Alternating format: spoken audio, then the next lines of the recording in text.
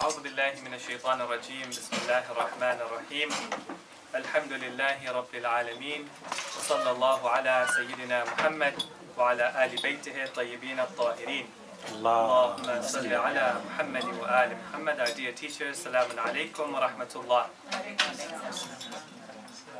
Recently on my journeys I came across a wonderful book that I was introducing on Monday evening as well.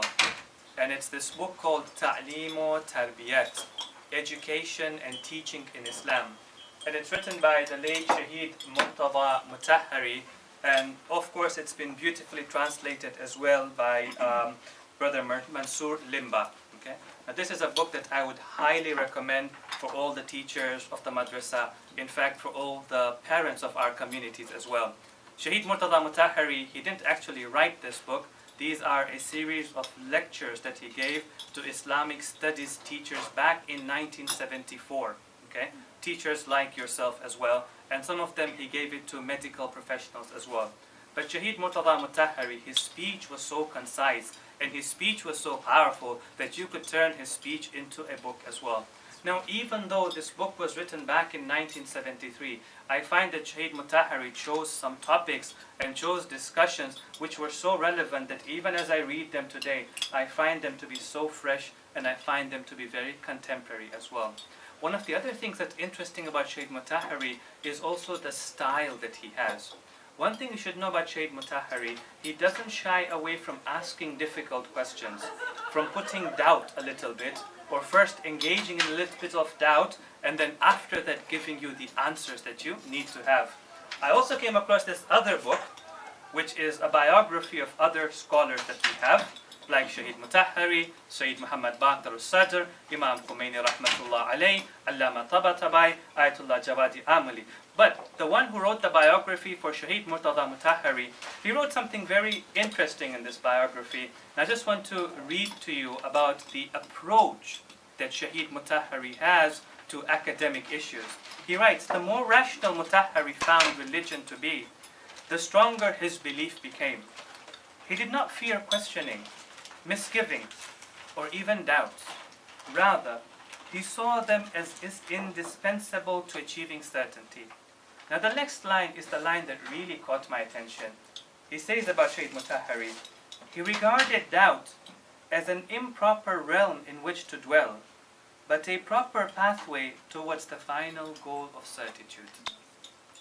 Doubt is not a valley in which you want to stay, but it is a valley with which you will have to pass through to reach the peak of certitude. Now that's the approach that Shaykh Murtaza had. Some of the discussions that he has in here are so important. What is the basis for morality? How do we inculcate thinking into our children? What's the difference between aql, thinking, and knowledge, ilm? What's the difference between tarbiyah and morality? Are habits good to inculcate? For example, he asked the question, if somebody does something good out of habit, is it still moral? Is it still ethical, right? Some of the discussions, I will tell you, are quite deep and quite profound in there. But he even talks about things like, well, why isn't Islam fun? Or is Islam against beauty and art?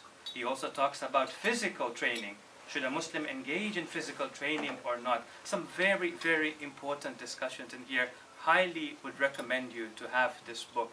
Now, one of the things that he talks about in there is he brings a hadith from Prophet Isa. Some of the companions of Prophet Isa asked him, O Spirit of God, whom should we mingle with? And Prophet Isa gave 3 answers. The second one is of interest to me. He said he should be a person whose speech increases you in knowledge. Okay? Now Shaykh Murtaza says, this is not just a person who has knowledge. Rather, this is a person who has the love for knowledge. And there's a difference between the two. See, sometimes you have a person who is an alim, meaning he's knowledgeable. He has knowledge, he has data, he has information, but he doesn't have the love for knowledge. Okay? And then you have a person who has what he calls ruh ilmi. In this book they translate it as the epistemic spirit. He has this love for knowledge. He may not have a lot of information, he may not have a lot of data, but he's got this thirst for knowledge every time he's reading a book, every time is listening to a lecture. Every time he likes to sit with knowledgeable people instead of sitting with anybody else. Every time he talks to you, he loves knowledge so much that every piece of knowledge he has, he shares with you. And that is why whenever you listen to him, he increases you in knowledge as well. And the question we need to ask ourselves as parents and as teachers and sometimes as leaders of committees and communities is, what is our responsibility? Do we want to bring up children who have knowledge, or do we want to bring up children who have the love for knowledge? Which one is it? Second. When a speaker gives you a choice between 1 and 2, sometimes ask yourself, there might be a third choice as well, right? We want to bring up children who have knowledge and also the love for knowledge as well, all right? Now, you see, that's what the Prophet of Allah did, right?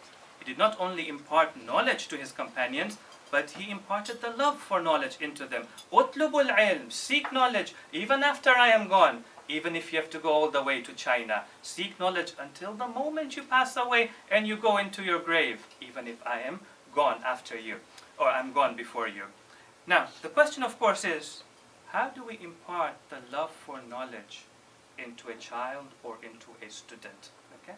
One of the ways I want to suggest today is that sometimes in your class, do not spoon feed your students with answers. Don't spoon feed them with information. Sometimes let them struggle. Put them on a journey. Give them a question.